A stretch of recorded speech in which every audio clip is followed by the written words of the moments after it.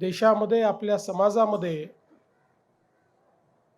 एक प्रचंड मोठी विषमता तयार झाली होती आणि या विषमतेने आपल्याच समाजातील अनेक लोकांना मानव म्हणून जगण्याचा अधिकार हा हिरावून घेतला होता आणि अशा परिस्थितीमध्ये समाजामध्ये मोठी जागृती आणून एक समतायुक्त अशा प्रकारचा समाज तयार झाला पाहिजे या भावनेतनं या विषमतेलाच आपली शक्ती बनवून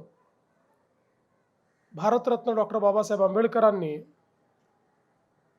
ज्ञान संपादित केलं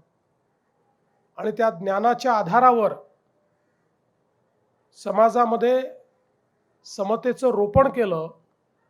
समाज जागृत केला आणि स्वतंत्र भारतामध्ये एक असं संविधान आपल्याला दिलं की ज्या संविधानाने आपल्या देशामध्ये समतेचं राज्य तयार केलं,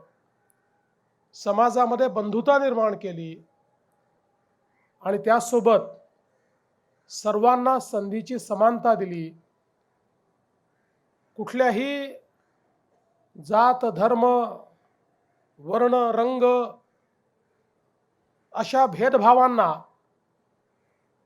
बाजूला ठेवून प्रत्येक व्यक्तीला समान अधिकार असेल अशा प्रकारचे एक संविधान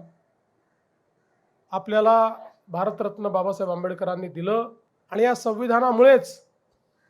आज आपला देश इतकी प्रगती करू शकला